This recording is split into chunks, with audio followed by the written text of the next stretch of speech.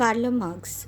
जेव्हा आपण कार्ल मार्क्सला बघतो तेव्हा जर्मनीमध्ये जन्मलेला हा विचारवंत आणि त्यांचे विभिन्न दृष्टिकोन, जेव्हा ते आर्थिक बाबींसंदर्भात मांडणी करतात तेव्हाचा दृष्टिकोन, तसेच आधुनिक राजकीय तत्त्वज्ञ म्हणून त्यांचा दृष्टिकोन, थोर समाजवादी विचारवंत म्हणून त्यांचा दृष्टिकोन, वैज्ञानिक साम्यवादाचा जेव्हा जनक म्हणून त्यांच्याकडे बघितलं जातं, तेव्हा भौतिकवादी विचारसरणी जी आहे ती कशा पद्धतीची आहे, तर डायलेक्टिक किंवा मटेरियलिझम किंवा विरोध विकास दृष्टीत भौतिकवाद ह्यामध्ये काय बाबी आहेत हे त्यांनी मांडण्याचा प्रयत्न केला.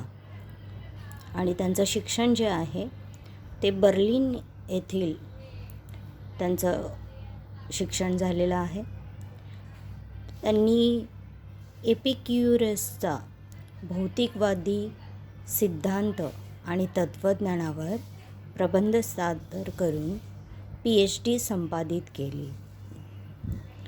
त्यावेळेस हेगल जे प्राध्यापक होते त्यांच्या द्वंद्ववादी सिद्धांताचा मार्क्सवर खूप प्रभाव पडला होता. मार्क्स द्वंद्ववादी सिद्धांतामध्ये त्यांनी वाद, प्रतिवाद इज इक्वल टू संवाद असं म्हटलं गेलं होतं. आणि हेगेल यांची राज्याचा उदय कसा झाला एकंदरीतच या संदर्भात मांडणी आहे. तसेच जर कार्ल मार्क्स यांचं लेखन बघितलं तर रशियन टाइम्समध्ये त्यांनी लेखन केलं. तिथे ते वृत्तपत्र संपादक म्हणून होते. पुढे ते जेव्हा जहालवादी किंवा त्यांची मतं परखडपणे मांडत होती तर पार्शियन सरकारने त्यांचे वृत्तपत्र जे होतं त्याच्यावरती बंदी आणली. पुढे मग त्यांनी ही ग्रंथरचना केली ज्याच्यामध्ये दास कॅपिटल हे खूप गाजलं गेलेलं पुस्तक होतं. पण त्यांनी जर एकंदरीत त्यांचा जर तुम्ही तत्त्वज्ञानी म्हणताय किंवा तुम्ही राजकीय विचार म्हणताय, समाजवादी विचार म्हणताय किंवा साम्यवादी विचार दृष्टिकोन म्हणताय, तर तेव्हा त्यांनी जेव्हा तुम्ही फक्त बघताय तर होली फॅमिली, त्याच्यानंतर द कम्युनिस्ट मॅनिफेस्टो, हे अशी बरेच पुस्तकं तुम्हाला दिसतील. देन पॉलिटिकल इकॉनॉमी पण तुम्हाला दिसेल. दास कॅपिटल हे सर्वात गाजलेलं पुस्तक त्यांचं. तर त्यांचा एक प्रमुख बाब आपल्याला इथे अभ्यासाला मिळेल की जेव्हा ते राजकीय समाजशास्त्र हा विषय बोलतात किंवा समाजशास्त्रामध्ये जेव्हा त्यांची मतं मांडण्याचा प्रयत्न करतात तेव्हा हेगेलांच्या विरोध विकास सूत्राचा विकास यावरती आधारित त्यांची विचारसरणी पुढे जे हेगेल यांच्या विरोधी विकास सूत्राचा आधार घेऊन त्यांनी त्यांच्या बाबी मांडण्याचा प्रयत्न केला आहे.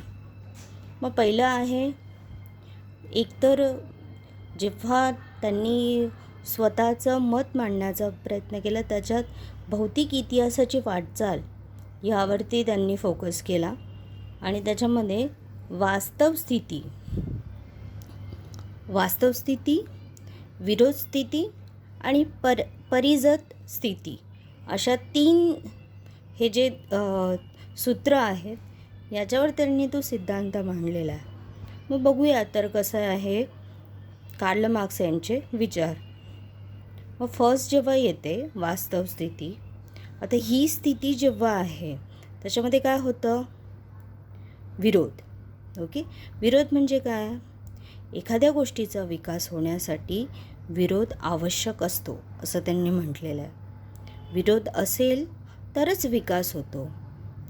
भांडवलदार व मजूर यांचे संबंध विरोधाचे असतात. यामुळे वर्गसंघर्ष निर्माण होत असतो. भांडवलदारा नष्ट करण्यासाठी कामगारांचे राज्य सत्ता प्रस्थापित करण्याची प्रेरणा निर्माण होते. म्हणजे कामगारांमध्ये जी आहे ही जी भांडवलदारी सत्ता आहे ती नष्ट करण्याची जी प्रेरणा आहे ती कामगारांमध्ये निर्माण होत असते. त्यातून शोषणरहित समाज निर्माण होऊ शकतो अशी स्वप्न रंगवली गेली. म्हणजे कदाचित त्याच्यातून शोषणरहित समाजाची व्यवस्था निर्माण होऊ शकते. पुढे जर आपण बघितलं तर विरोध स्थिती किंवा परिजा स्थिती ह्यांचा जर अभ्यास केला तर आपल्याला असं दिसेल की फर्स्टली समाजातील एका भागात दोष असतील तर आपण ते दूर करण्यासाठी समाजातील दुसऱ्या भागातील साधनसामुग्रीचा उपयोग करू शकतो. म्हणजे आपल्याला जर एखाद्या भागातील काही त्रुटी आहेत, अडचणी आहेत, त्याच्यातलं दोष आहे, तो जर कमी करायचा असेल तर आपल्याला दुसऱ्या ठिकाणावरचा किंवा दुसऱ्या भागातील साधनसामुग्रीचा उपयोग करावा लागतो. म्हणजे आर्थिक विषमता ही जर बाब असेल, ओके, आर्थिक विषमता कमी करण्यासाठी राजकीय व्यवस्थेत क्रांती घडून आणावी लागते.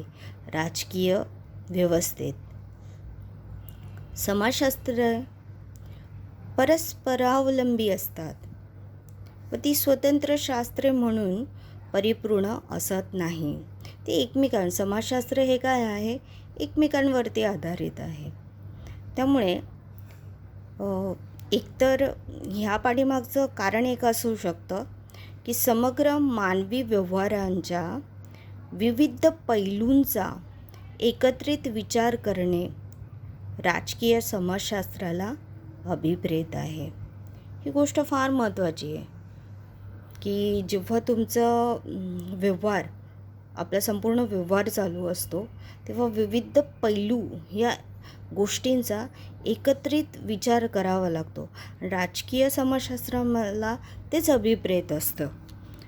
आता हे भौतिक इतिहासाची वाटचाल जेव्हा म्हणतोय तेव्हा नेमकं जेव्हा मार्क्स ह्यांच्यावरती हेगेल यांचा, कारण काही लोकांच्या मध्ये कसं होतं की राज्य निर्माण होतं, जसं व्यक्ती निसर्गता निर्माण होतं तसं राज्य निसर्गता निर्माण होत असतं.